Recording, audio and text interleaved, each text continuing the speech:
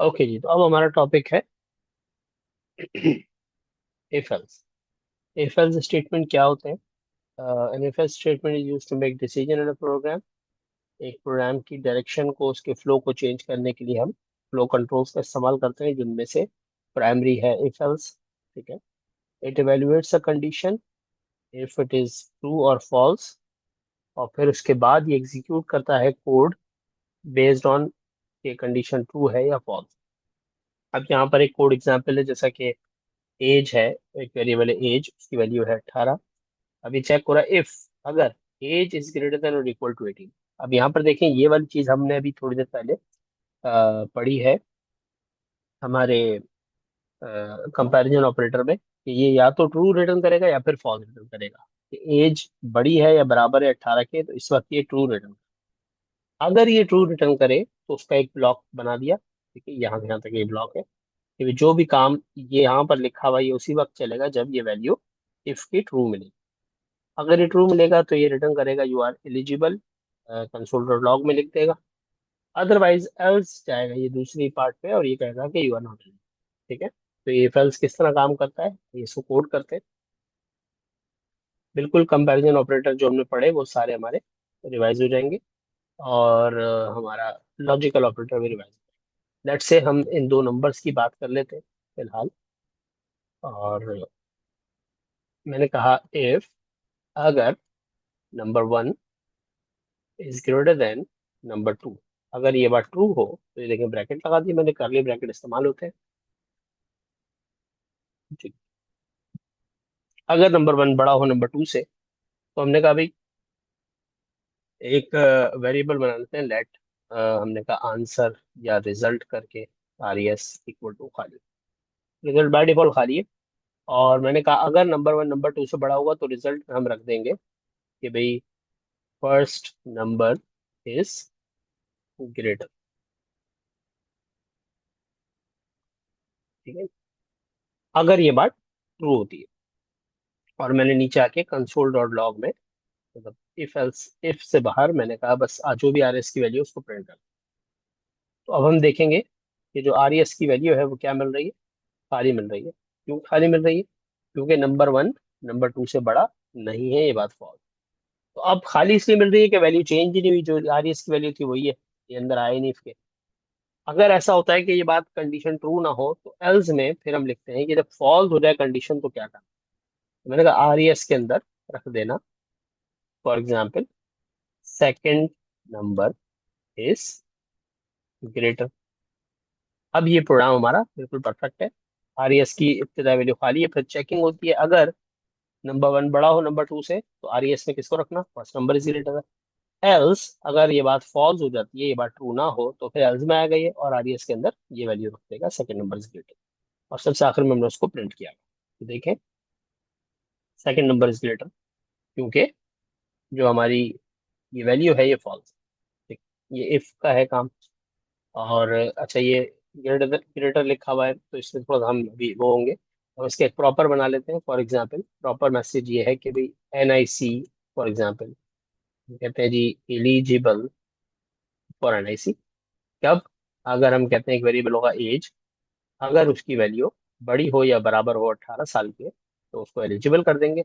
Else हम कहेंगे कि जी not eligible for N I सी। ठीक, ये हम अपने बनाए।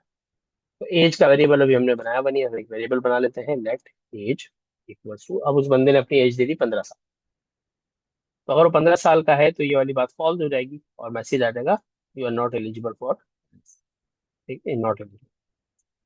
अगर उसकी एज 15 की बजाय उसने 18 साल दे दी, अब ये बात ट्रू हो गई, तो देखिए मैसेज आएगा एलिजिबल फॉर। अगर उसने 25-26 साल दे दी तो भी वो एलिजिबल। ठीक है, तो ये देखें इफ एल्स का कोड समझने की कोशिश करें कि इफ और एल्स क्या कर रहा है। इफ देखता है कि जो मेरे बाद लिखी हुई कंडीशन है इफ के ब्रैकेट्स के अंदर, वो ट्रू होनी चाहिए। अगर वो ट्रू होती है तो इफ वाला ब्लॉक रन हो जाता है, और जो भी उसमें लिखा हुआ वो काम हो जाता है। अभी हमने लिखा हुआ कि आरईएस की वैल्यू एलिजिबल फॉर एनआईसी करता है। अगर इफ के आगे लिखी हुई कंडीशन फॉल्स हो जाती है, तो फिर वो अगले स्टेप पे जाता है, जो कि है एल्स। अगर बात ऊपर ठीक ना हो तो फिर एल्स में जो भी कुछ लिखा हो वो चल जाए। ठीक है, वहां लिखा है not eligible for. This is very simple and straight forward logic. ठीक है, किसी भी प्रोग्राम को बनाने की। तो इसी तरह हम लिखते हैं कि भाई अगर यूजर नेम ये हो तो फिर लॉग इन होने देना। अगर यूजर नेम और पासवर्ड दोनों चेक करवाने तो फिर हम एंड का ऑपरेटर लगाते हैं। यूजर नेम इस चीज के बराबर हो और पासवर्ड इस चीज के बराबर हो तो वो दोनों चीजें हम चेक करते हैं फिर लॉग इन करवाते हैं। ठीक है, दोनों में से एक भी गलत होता है तो एल्स पे चला जाता है और लॉग आउट हो जाता है। ठीक है, तो फिलहाल यहाँ तक इस कोड में किसी को कोई मसला है तो पूछें।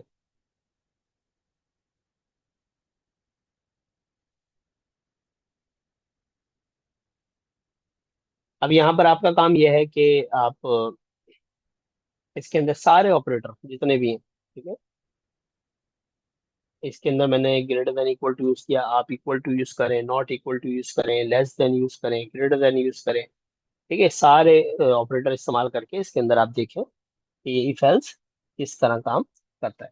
दूसरी कंडीशन जो मैं आपको बताने लगा था वो थी लॉगिन के लिए, तो मैं इस वाले कोड को कमेंट कर देता हूँ और मैं लॉगिन के लिए एक कोड लिख देता हूँ ताकि हमारा एंड ऑपरेटर भी हम पढ़ लें।